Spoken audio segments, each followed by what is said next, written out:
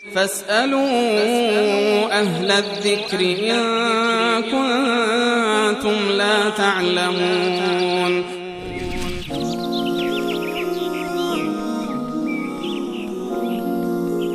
بیننده دیگری سوالشون این بود که طلایی که خانمشون میپوشه آیا این زکات داره یا نه؟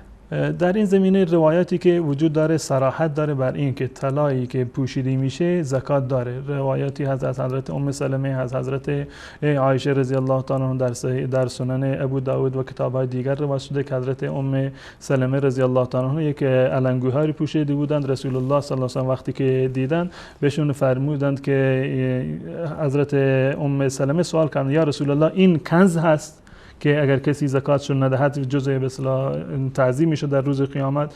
رسول الله صلی الله علیه و آله فرمودند که آیا زکاتش رو پرداخت میکنی؟ اگر زکاتش پرداخت میکنی کنز نیست.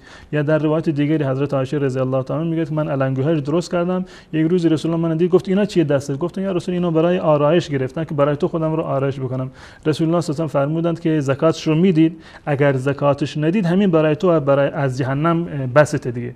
یعنی این اگر زکاتش ندید مورد به اصطلاح عذاب قرار میگی. این روایت هم روایت صحیح است. بنابر این روایت قول اکثر علما این است که طلا ولو این که پوشیده بشود استفاده بشود زکات دارد. مذهب احناف و بسیاری دیگر از علما این است که زکات که زیورالات در هر صورت زکات داره. منتها فقهای شافعی در این زمینه نظرشون این است که طلایی که در طول سال استفاده میشه اون زکات نداره. جز طلاهایی که استفاده میشن، اون طلایی که در منزل گذاشتن و استفاده نمیکنن فقهای شافعی میگن زکات داره. زکاتی که به اصطلاح طلایی که استفاده میشه زکات بر اون لازم نیست. اما از دیدگاه ما قول راجح و قوی تر اینه که هر طلایی باشه به شرط اینکه به مقدار نصاب برسه چه استفاده بشه چه استفاده نشه زکات داره. مقدار نصاب، چون سوال دیگرشون این بوده تا چه اندازه پول آدم داشته باشه باید ازش زکات این خود پول یک معیار مشخصی نداره، اینو با معیار طلا و نقره حساب میکنن. اگر قیمتش به اندازه 20 مثقال طلا برسد، به اندازه 20 مثقال طلا برسد، این بپرسند که قیمت طلا چه اندازه هست